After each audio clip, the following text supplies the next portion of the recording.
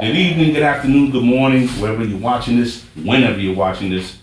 As always, I'm your host, Mr. A, and this is the set 6145, Real People Telling Real Stories.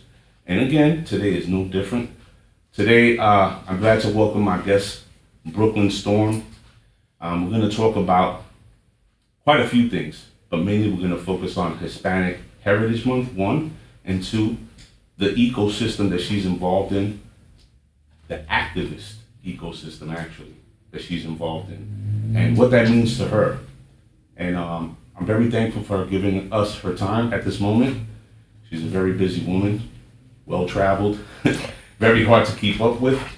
But, I hope everybody enjoys the conversation, and I hope you all learn something from this moment. So, without further ado, welcome Ms. BrooklynStorm. Thank you. Thank you for extending the invitation. Thank you for that beautiful introduction. It's a privilege to sit down with you. Thank you, and an honor. That's humbling. Thank you. And I say it deeply from my heart. Thank you. I appreciate that. Thank you.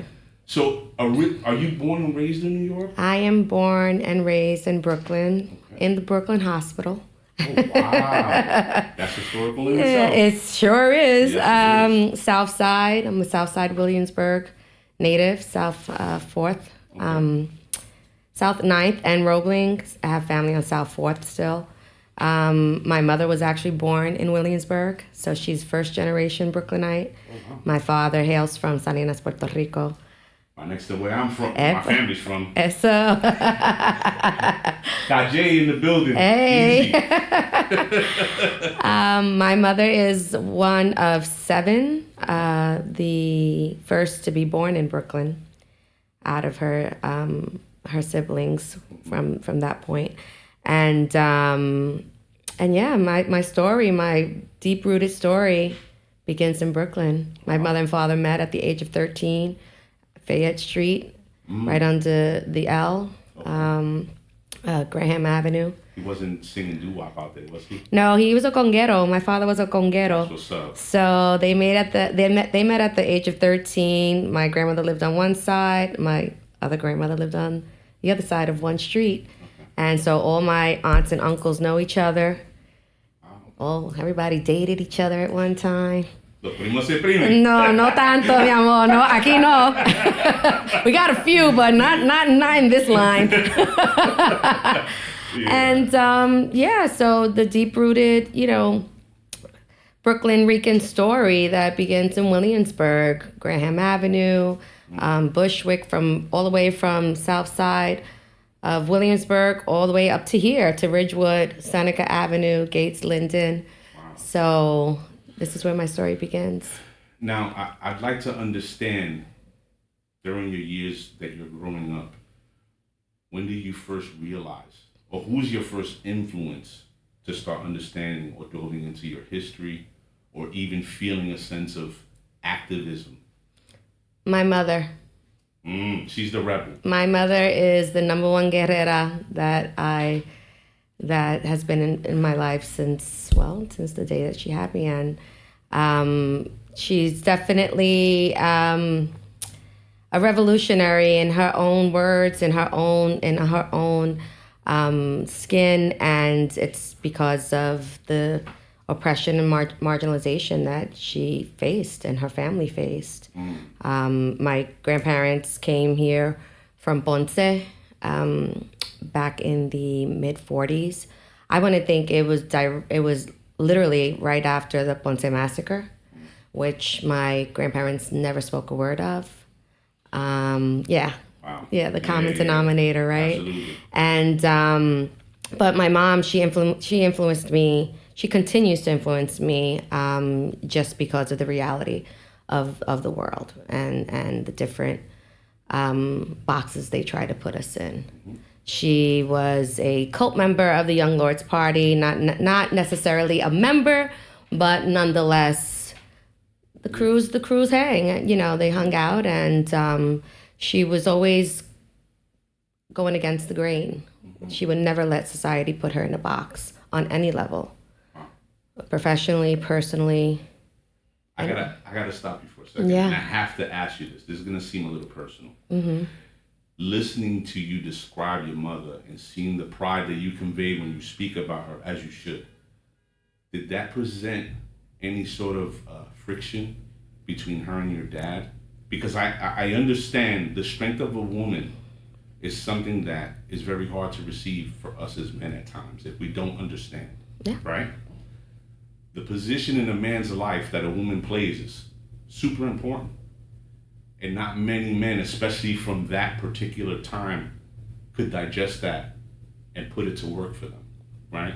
So did that create friction between them two? Absolutely. That's in our manual. Or it used to be, right? Because we have a lot of traditions and cultures that are not positive, right? And they're, we still withhold and propel negative and traditions and negative cultures.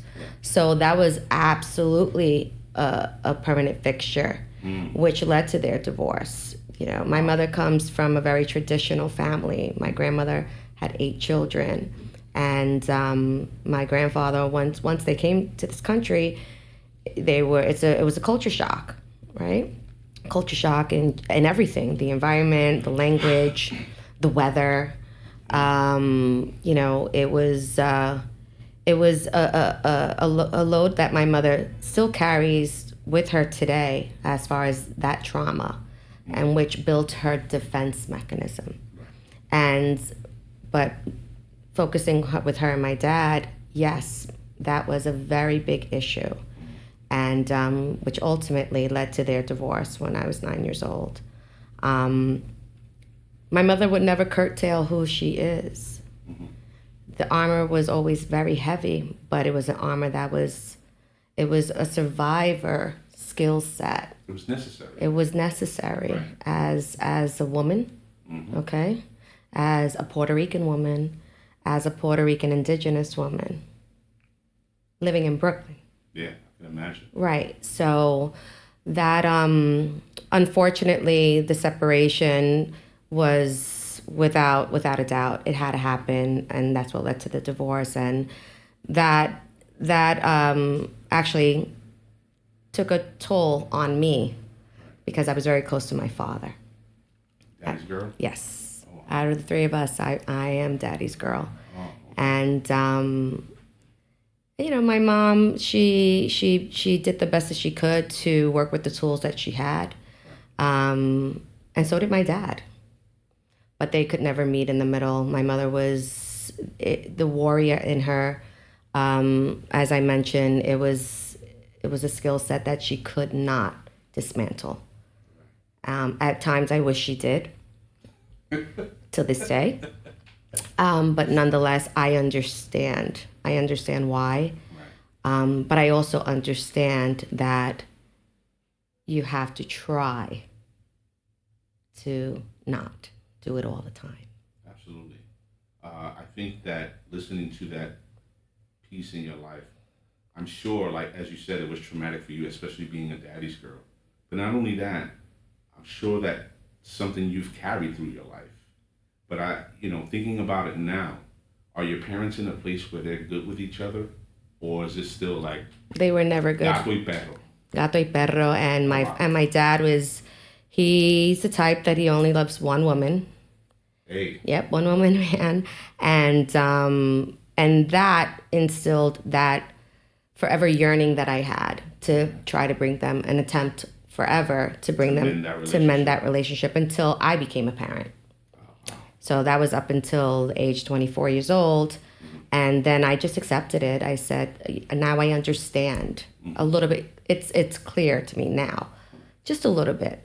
But they, they tried their best to continue to raise the 3 children that they had. And I was fortunate enough to have that whole extended family as far as my grandmothers are concerned. Right. And I have 24 first cousins. What? 24 first cousins. Yeah. We don't play. At all. I was listening to you before talk about the 8 siblings, and I immediately thought to myself, we've lost that. Today, in today's environment, and it's not to be sexist or anything, but females don't think about having more. If they can think past one child, is great. Right. But past two, I think that has gone out the window. Yeah. And I think a lot of the reason for that, and it sort of meets what we're talking about, is the disintegration of the family. Mm-hmm. So we come from these huge families. There's 7 of us. 7. Okay, Yeah. see? There's 7 of us. But my parents split. She had 2 boys, he had 2 boys. Okay. So total there's 7. But these huge families that sort of intersect along the way, you create this environment where you have all these cousins and extended cousins and so on, but we stay together. Correct. Right?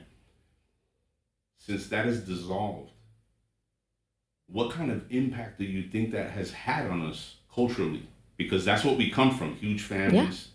Que quedan juntos. So, no matter what. No matter what. And we'll talk about that. We'll expand on that too. What long-lasting impact do you think coming to the Americas has had on the Boricua family over the last, let's say, 30, 40, 50 years? Significant impact. Significant.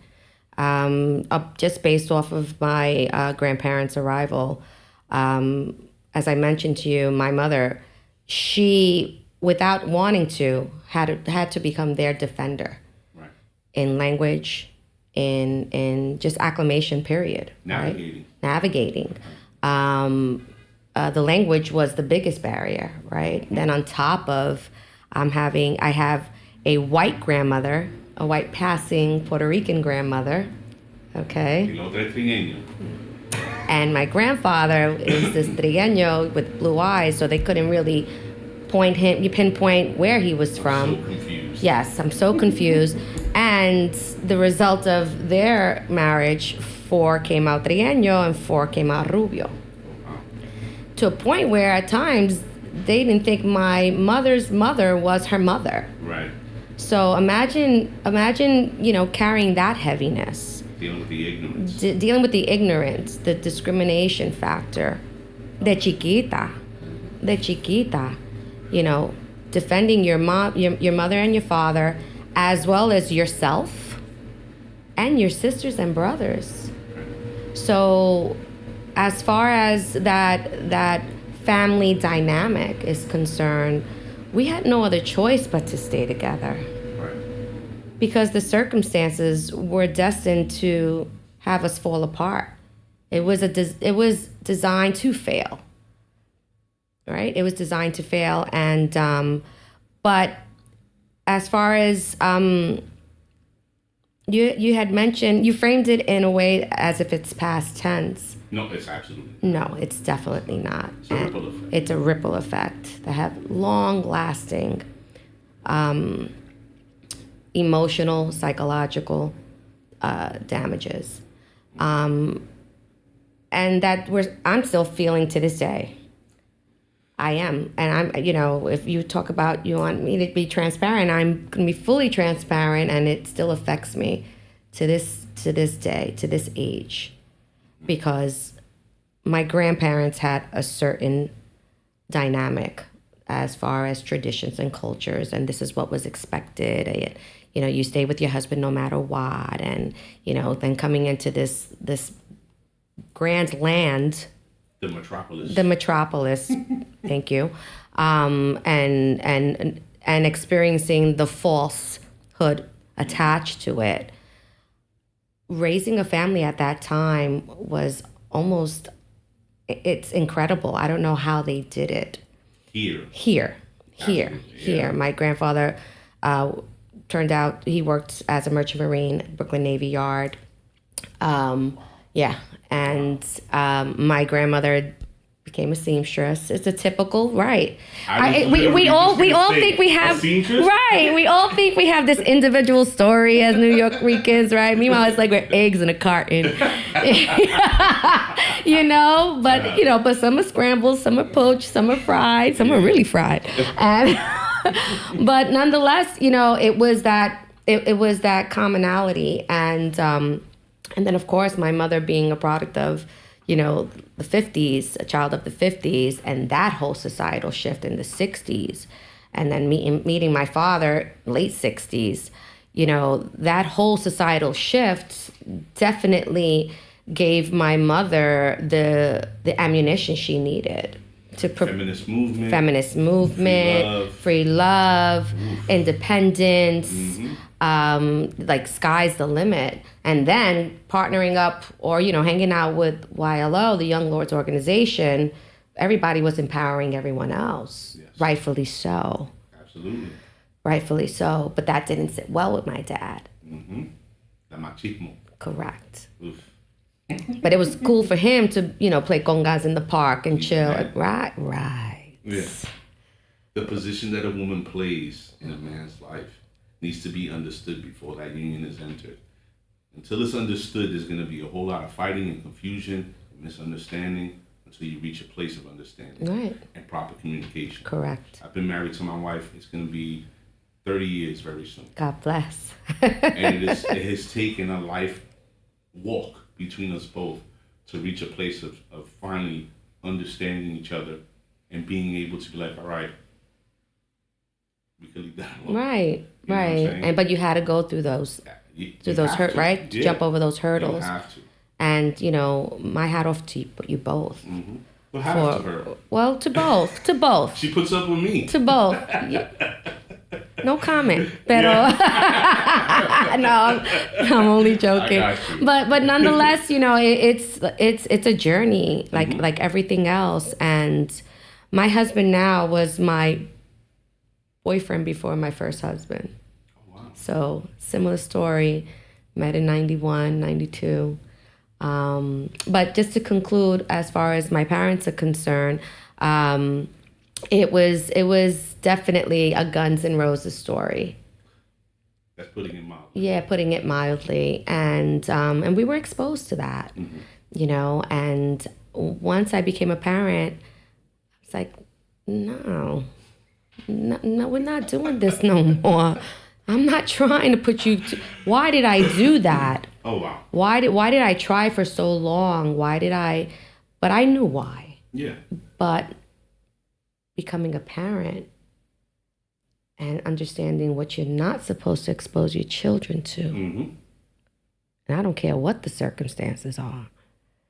So then there's another layer on top of that. That's why I told you that it's something that I'm still experiencing as a adult child, right? As a mother, as a woman at every age. And it was a revelation. It was a revelation where I said, okay, but then it triggered a lot of anger of what we shouldn't have been exposed to. And I'm talking about all of us. Yeah. I think because it was normalized. Of course. That's the only way it can happen. Correct. We come to those understandings as we grow, and then we have children of our own. That's when it all starts to unravel for us, and then we go, wow, I shouldn't have been. What was I doing there? Right. Thinking about that time, and now you're becoming a mom, right? Some people would say young, depending on what frame of time you're looking at. Do you start to reconnect with your roots before motherhood, after motherhood? Like, when does it start to be a thing where your parents or your mama was taking you back to Puerto Rico, so you never lost the connection? Yeah, the connection was never lost. Okay. My mother did an incredible job in securing and literally pounding into our heads on a daily who we were. Who we were. She made sure we were rooted in our identity as far as our music, culture, spirituality, all those departments. And we're blessed because we have such a tight-knit community, right? Being from New York, a New York Rican, I call us Pueblo number 79. Right, we were the first, and that's the first of the last. We'll touch on that later. But we had each other, so there were familiar. There was a familiar grounds there, and we had our own maqueta. We had Graham. Who doesn't know Graham, right? Or Brooklyn. I like the way she says that. Graham. Graham. It's always never Graham. It's not the roof. Graham. It's El Rufo. It's true. It's our own shit. Exactly. That's it. Listen, being a New York Rican, diaspora, we're a subculture of a culture. Exactly. But we have our own culture. Yeah. Right? But my mom, since I was in Pampers, it was always, this is who you are. Don't let them put you in a box. That even down to filling out an application. Like she's, especially when the census came around, she's like, yeah, you see the box that says other? You make sure you put Taina. And I was like, Mommy, and it was always, this was me growing up. Oh, young God. you. Please don't embarrass me. Please, why do you always have to cause a ruckus? Why do you always, please, I just want to be normal. And she would say, yeah, but you could be normal all the fuck you want, but make sure you put Taina in that box and let them figure that shit out since they're so smart. Yeah. Speaking of which, like you're talking about the census, I think that a huge failure, besides the way society has been set up and how it's evolved over the last, I want to say 30 years, education and educationally speaking, it's such a disservice to our people that have done so much that we still are an elective. So you don't learn about Campos, Lebron, Betanzas. You don't learn that just basically. You have to go to a specific place and you have to take an elective in order to learn our history. And that's at the collegiate level. No, exactly my point. But it's designed that way. Right. And this is the problem that I have, because I feel like you spoke about the young lords, and those people, the original members, have become, some of them are journalists, a lot of them are journalists, and so on and so forth. Like they've branched out, right? Because that time has passed. The FBI got on them, X, Y, Z.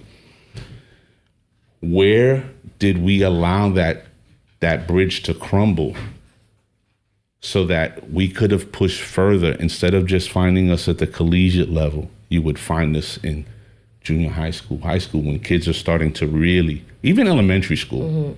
You know what I mean? Where did we go wrong? We didn't. We never went wrong. Okay. This was the only packet given to us. Right. From conception. Right. So it's always designed that way. And Puerto Rico being in this, the majority politically, being in this identity crisis position, wanting to assimilate, to adopt the identity of another nation. That doesn't even sound right. It absolutely doesn't. And we see what assimilation does. Absolutely. And, and they are the mental health crisis of nuestra patria. Okay? And I feel very confidently that I could say that because we're born in the belly of the beast. Right? And so, no, we never went wrong. We're just not given the tools to combat it. And it goes back to the saying, the master will never provide you with tools to bring down his own house. Somebody knows my mindset. So, it's just, are we in a better position educationally? Absolutely. Hold on a second. I'm sorry. Yeah. I just feel like these names that I mentioned, Roberto Clemente, like he's a sports figure. For me, I feel like these are people that children, all of our children, whether they be 100% Boricua, whether they be mixed Boricua, that should be at their frontal lobe, that they understand the stories, the struggles, and the outcomes of these people's actions. Because there's so many points in times, from fighting wars to being in the street here in New York and fighting the system out in the open, having government agencies attack us for making these strides and wanting to take our destiny into our own hands. Right.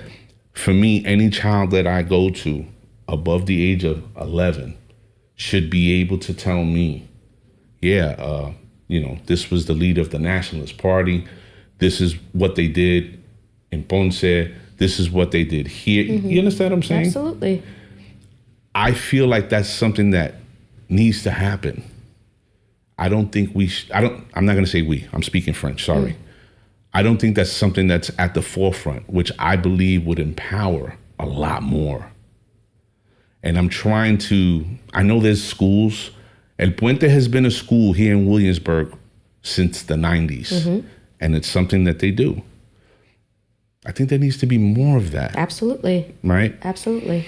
And now, with the condition of Puerto Rico in this moment, the people in their identity crisis that you pointed to, what do you see in the next, that's going to happen or will happen possibly in the next 5 years, especially with the leadership that's there? Lack thereof.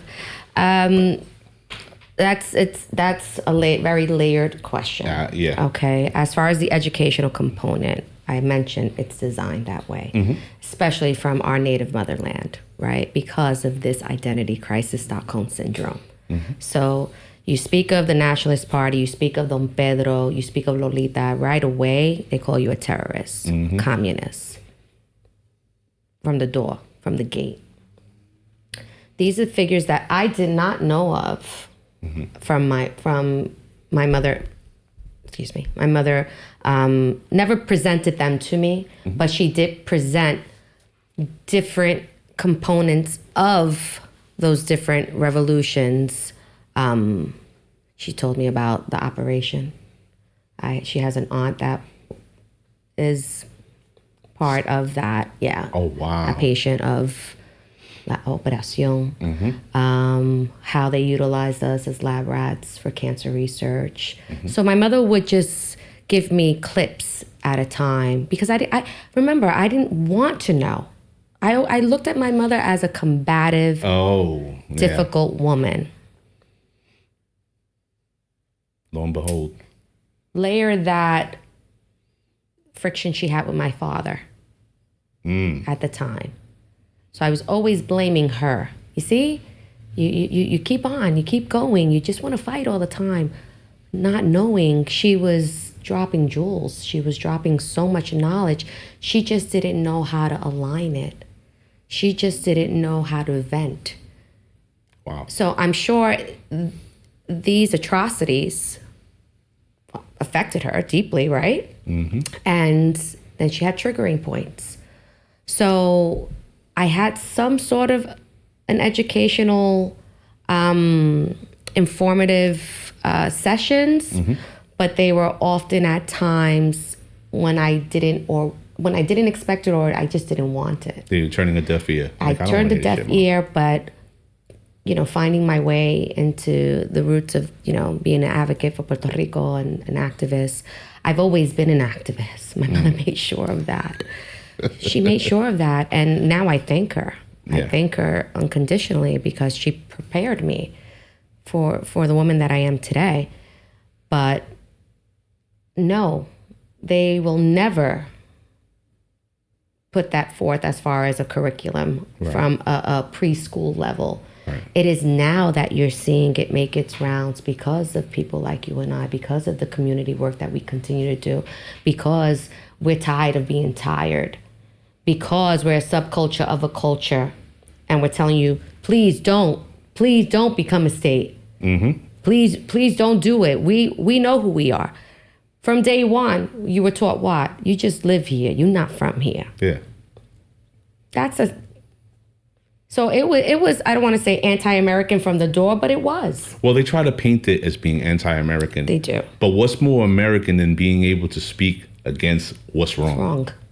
Correct. You know what I mean? Right, but that's because they don't want to own up to their legacy of violence, the legacy of colonization. There's nothing nice about the word colonial. At all. You have streets named it. You have institutions named after a colonial title. So this is and we're coming around, and we're building, and we were never the minority, and they knew that. So now when you have all these different entities of minorities, picking up the same strength, it's definitely very threatening. And you could see that as far as being evidence today in Florida with DeSantis, right? Critical race theory. Well, you're so proud. Unveil the truth. Unveil the truth of who built this nation. Unveil your legacy of violence. Well, but I wanted to get back. I'm sorry. Go ahead. No, go ahead. And touching on these great figures, Roberto Clemente, and it's, I'm glad that you mentioned that because my 3 boys, they're all athletes, right? Nice. Yeah, so I have a 26-year-old, 17-year-old, and a 14-year-old. And the only number they ever rock is 21. There we go. And it's purposely done that way. Not just because Roberto Clemente was Puerto Rican. Not just because Roberto Clemente was a Black Puerto Rican, but he was also a humanitarian. Yep. And that's how he left us. And that's the legacy that we hold with pride, with orgullo. Right? That's the hasta la muerte I'm talking about. Okay, not this flag waving on the second Sunday of June. We'll get into that, I'm sure, in a little bit. But these are the figures that we have to. Right now, it's our duty as parents, as aunts, uncles, community leaders, to build those agencies of education. And I'm leaning into institutions like Clemente, nice, Schomburg, and many, many, many others that we should have had here in Nueva York. When you talk about Clemente, it makes me feel like a teenager again because one of my favorite rappers from that time is, of course, Chuck D from the famed Public Enemy. And Chuck, as a Black man, revered Roberto Clemente. Wore his jerseys, wore his number, always had his Pirates hat. Even though it was connected to PE, it was always, and he said it himself, an ode to Clemente, which used to make me feel good because nobody knew who the fuck he was. Nope. When I was growing up. Nope. Who's that? Nope. But you go to the Bronx, everybody knows Roberto Clemente. Right. But in Brooklyn, kids I grew up with. Worlds apart. Yeah, completely. But let's jump to Puerto Rico. Let's get back to Puerto Rico itself, actually, because I know you frequent the island. What is the landscape looking like right now? Very scary. Very scary. We have these neo-colonial settlers moving in at a cancerous rate.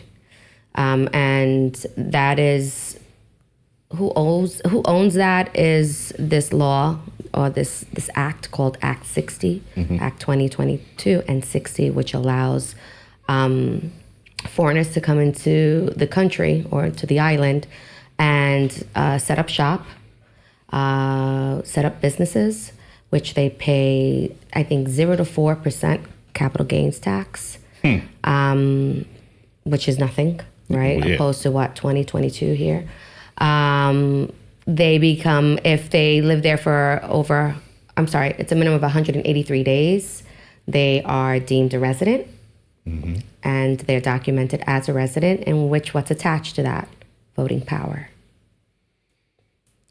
Voting power. Who has voting power on the island? Like, that's just, that none of that.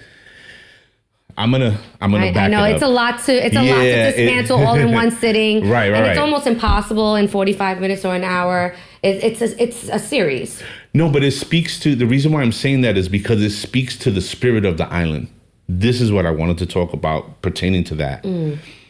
I went to the island in 1987, right? It was still Puerto Rico. That's the way I can say it. It was still Puerto Rico.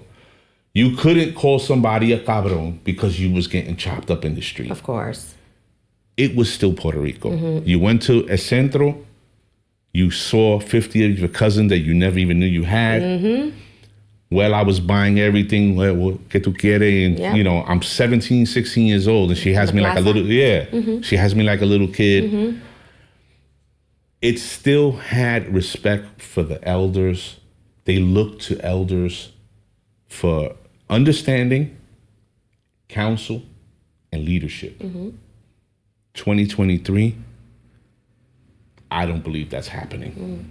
Because if that was still the spirit, Puerto Ricans would have went bananas, for lack of a better term, and those people's, not to say that their houses would have been burned down, but they would have been up out of there.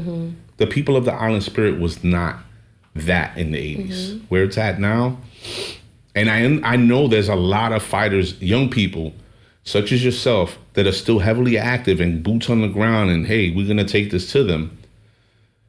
But I think it would have been even more uncomfortable with the spirit the way it was still intact back then.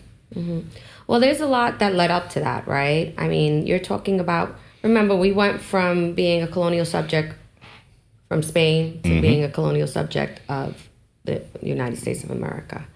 And every year it got worse and worse after 1898, right? I mean, it was bad already, right? Being under Spanish rule.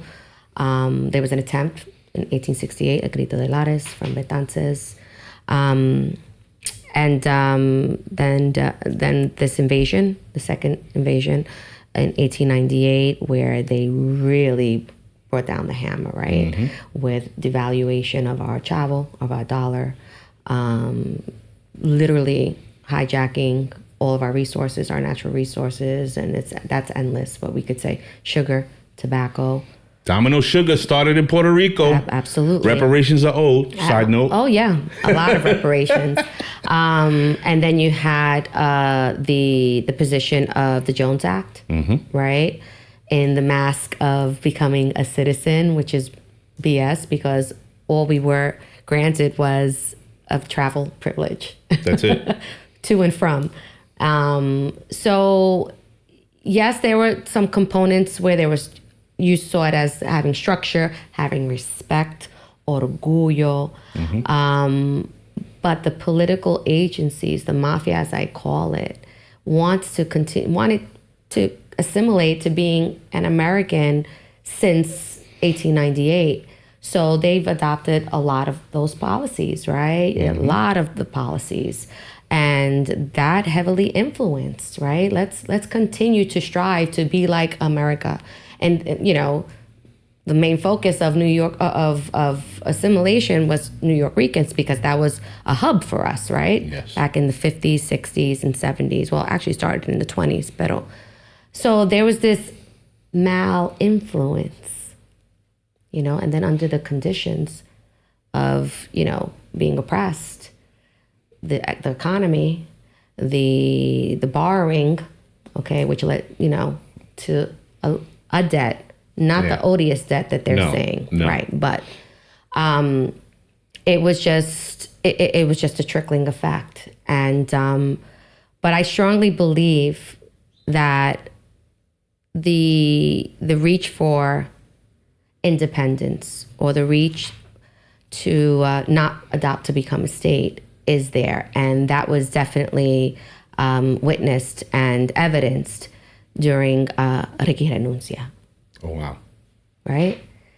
But look what it took to come out into the streets and rebel and oust a governor. Not that we're a colonial subject. Right. Not that we have the Jones Act. Not because of the operation, not because of the Ponce massacre. Not because they're shooting free throws with rolls of paper towel. Right. And not because they're bombing Vieques for 70 years, right? But kudos, big up to the people of Vieques and our allies that fought for so long and won. We won and we didn't because the U.S. exited without cleaning up their mess. That's why we have one of the highest cancer rates in the Caribbean. But going back, Ricky Renuncia unveiled and demonstrated the power that we have. Right. But where's that continuity? But we did demonstrate it with this political electoral system in 2020, where this present governor kinged himself. He crowned himself with a false vote, right? This is the first time ever that we won the non-statehood position. In my eyes, we won. But of course, they slanted it 52-48. But remember, you have to understand, we were always told that we were nothing. The independence movement doesn't exist. Mm-hmm. Okay, they're 3 points on an electoral scale. Yeah. How do you go from 3 to 48? Right? So, but what needs to happen is the continuation of that momentum. Okay? Because we are losing. Yeah. We're losing.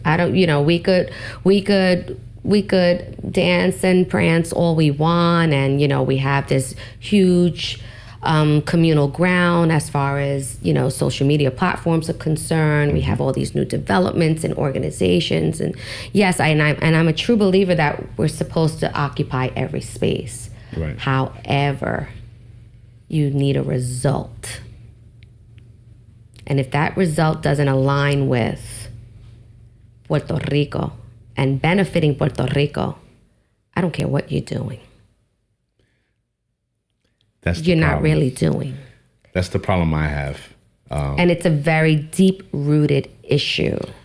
It's a very deep-rooted issue, and it's a very long-standing issue. Because as you were speaking, historically speaking, from the time that it started to where we are, that has been the American government. That has been the practice of the American government throughout the world. Correct. It's never copy and paste mechanism. Yeah, it's never an overnight thing. No. Everything is a slow walk to get you to a certain place.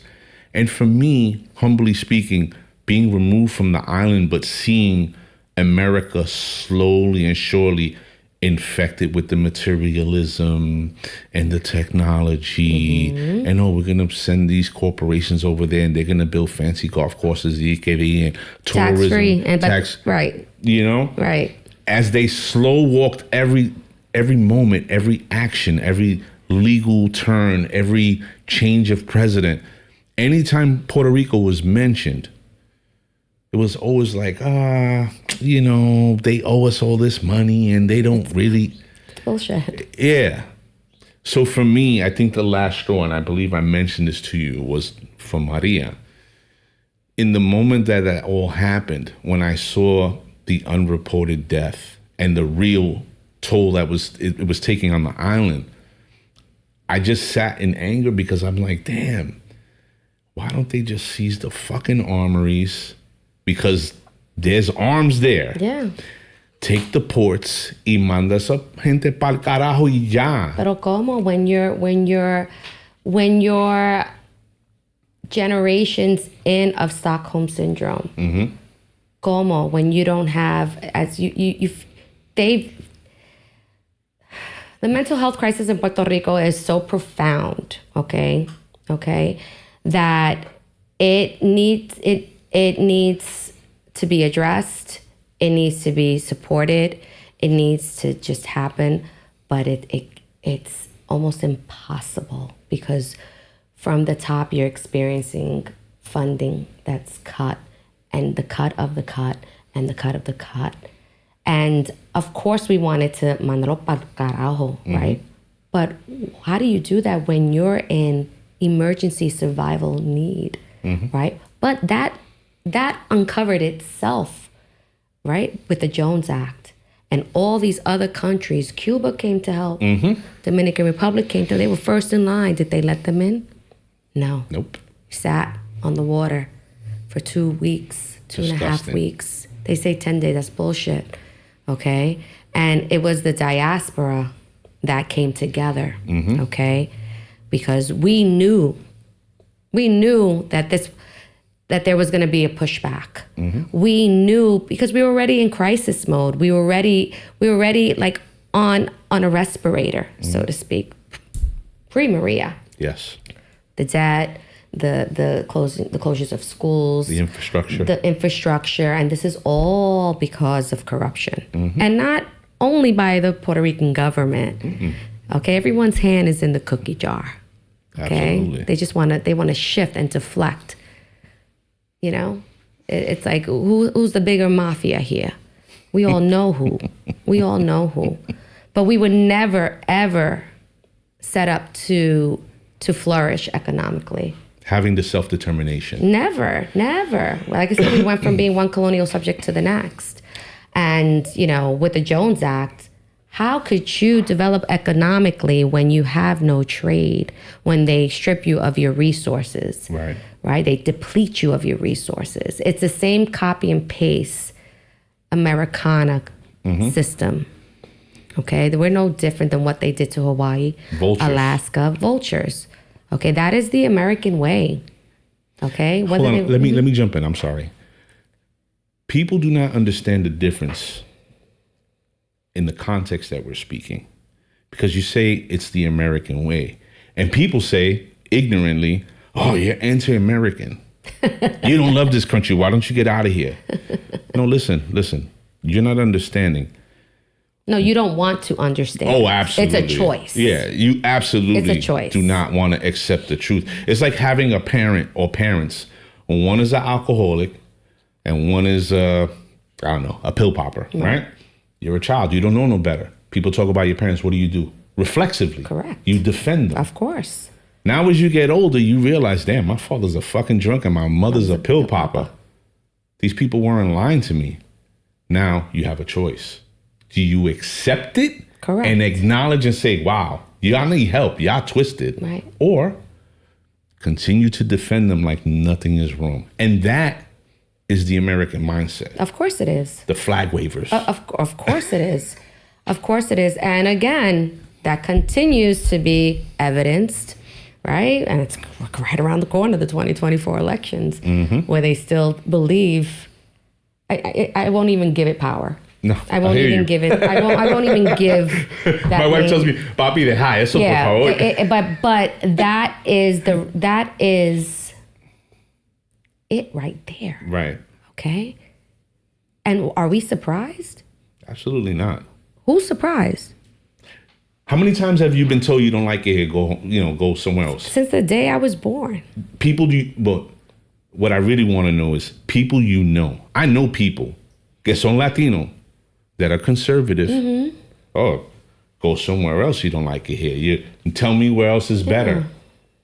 You don't get the point, do you? That's not the point of why I'm saying what I'm saying. Right. But see that's not even an exchange. Absolutely not.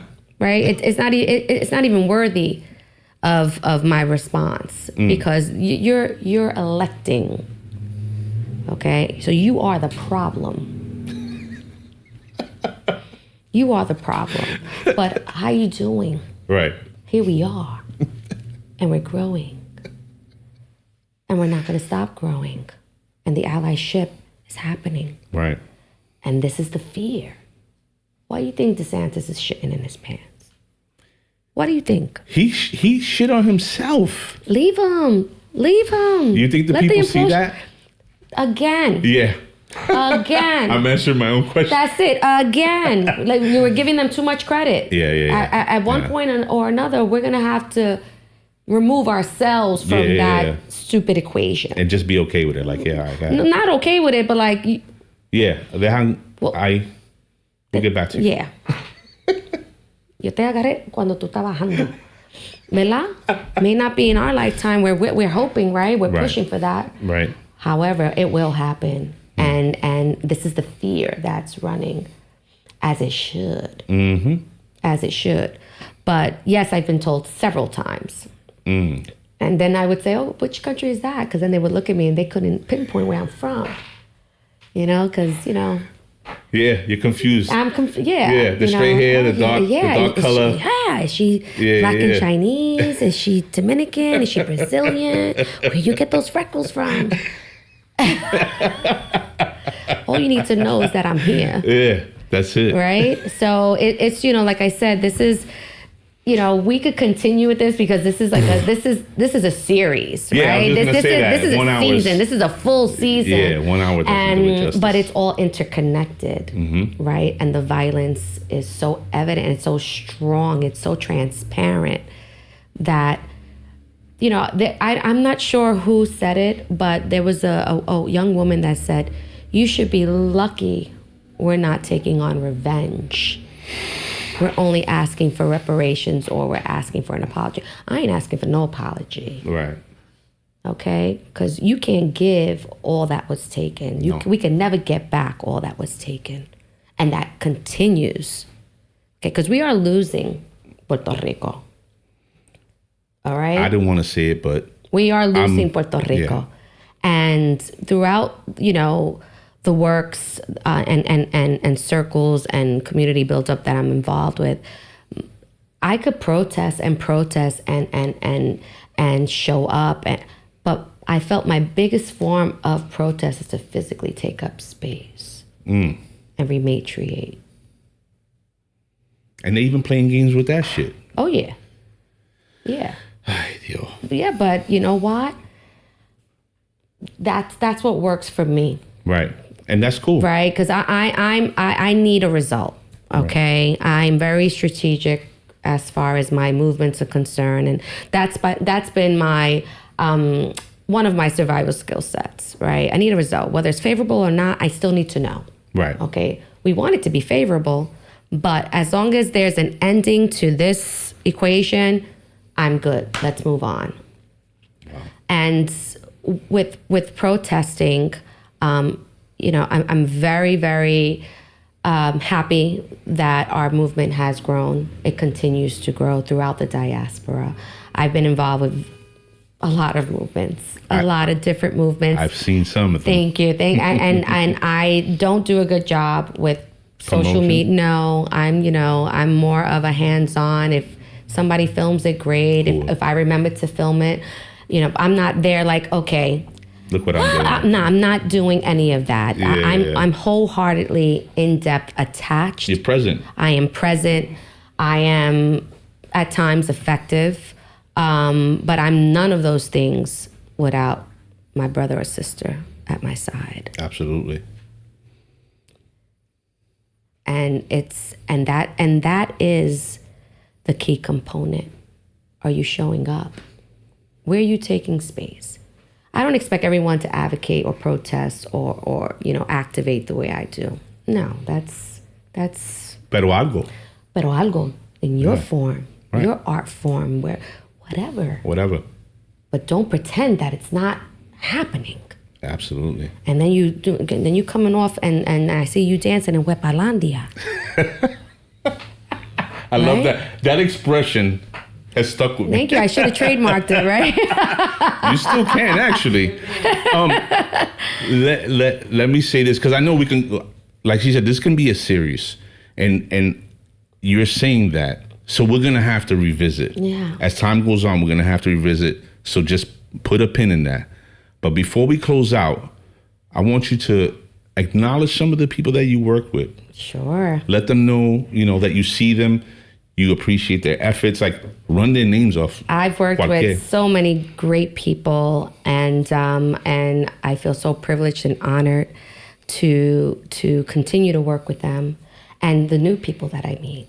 I've worked with one of the highest people that I sort of like put on a pedestal and literally prompted me to go towards a radical level. Okay. Is Adrián Viajero. Salute. Yes. Such a good dude. Yes. And we met, I think, 10 years ago. And I come from the fashion world. Mm-hmm. I went to the high school fashion industries, FIT. My career for 20 years was in the garment industry.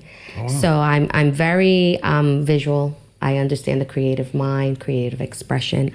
I need it.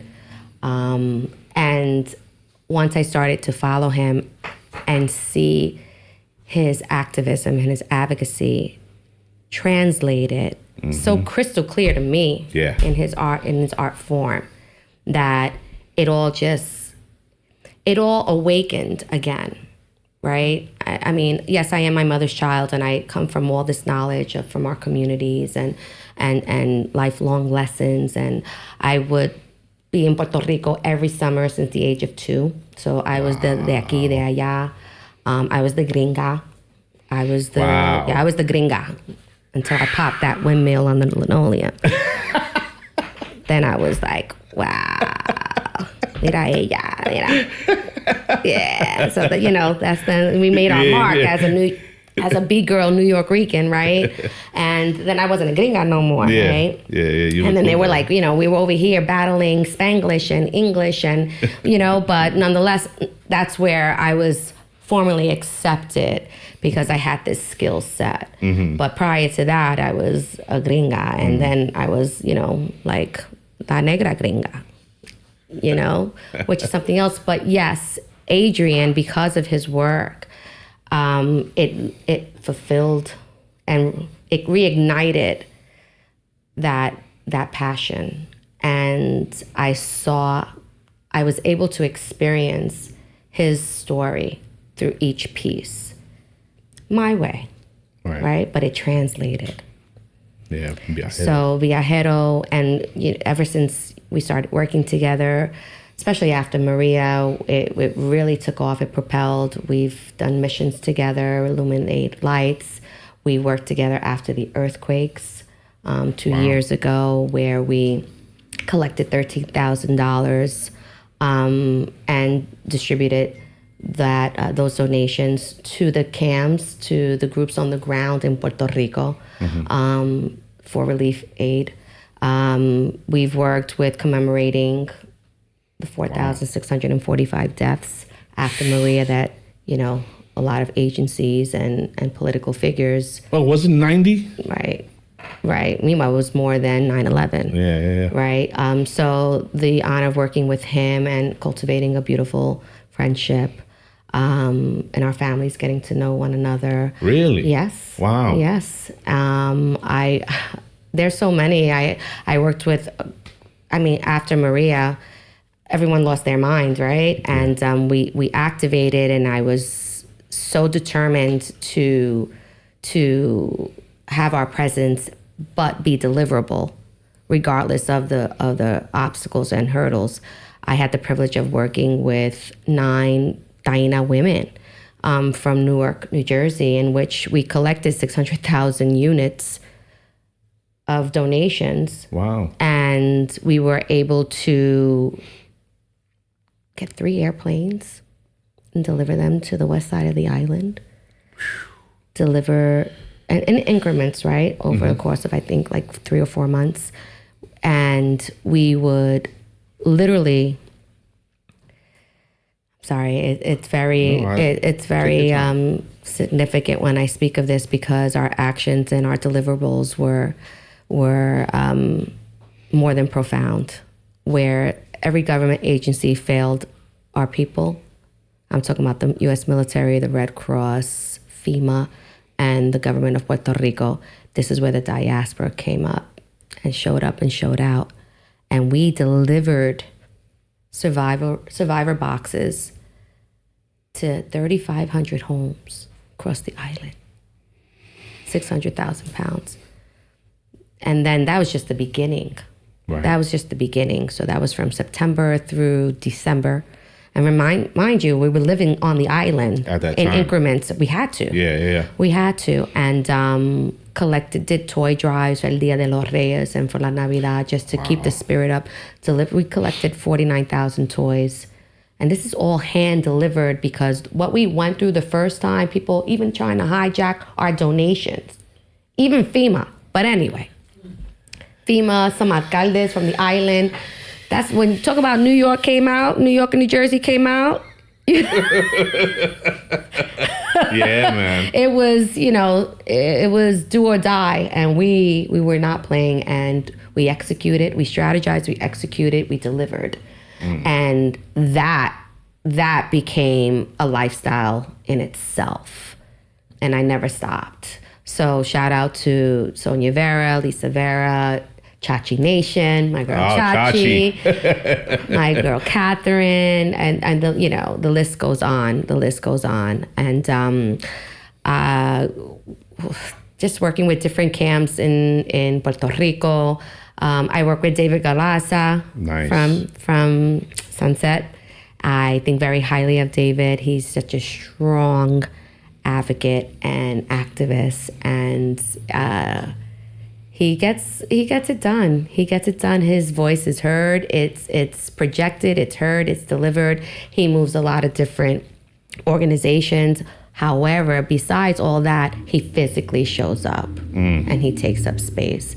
So I don't have all of them at the top of my head right now, but I really owe it to a lot of the groups here in New York and New Jersey and across the diaspora. I've connected with different groups in Florida, in Boston, in Texas, and that's what we want, right? So we want that community built out, but I need that deliverable. I need the strategy, I need the execution, and I need the delivery. How is it showing up and helping Puerto Rico? Absolutely. That's great. You want to help here. I know there's a lot of work that needs to be done. We're no strangers to gentrification, right? Absolutely. We're actually the undesirables that make the neighborhoods desirable. Okay. Right? Like Williamsburg and the Bronx and Philly, right? Right? So, but, that was my aim. My aim was to grow the movements, to learn, to have this exchange. But now my linear focal point is making a difference and showing up on the island. Amazing. On the island. So I my hats to all the groups, whoever I've ever had the privilege of connecting with, and I'm so grateful for you. I'm grateful for your leadership, for your exchange, for your energy, and for your deliverables. Thank you. Hell yeah. So we're going to put a pin in this. What I'd like to say is, thank you so much for your time. Thank you. You gave so much of yourself, a lot of information. I hope everybody finds something that they can connect with, and most of all, are inspired. And I also want to say, Viajero, I got to salute that guy. He called last year while you guys were out there. He actually called the show. Did he? Absolutely okay. did. It was a great moment. I was lucky enough to go to school with his brother, his older brother, I believe. Very nice. And his older brother reached out to me and said, hey, my brother's an artist. We spoke, and it was just like instant. And his work is fucking out of here. It's amazing. It's amazing. It puts you in a pocket of time. Absolutely. That connection is like no other. His translation and his own story. His own personal story. Yeah, blown away. His story actually led to my story, the connection to the Nationalist Party. Wow. My great uncle was Don Albizu Pedro's right-hand man until they were incarcerated in Atlanta, Georgia together, and then they had some political differences. But, the connective tissue the is connective there. tissue, the 6 degrees of separation. Yeah. And I'm forever grateful.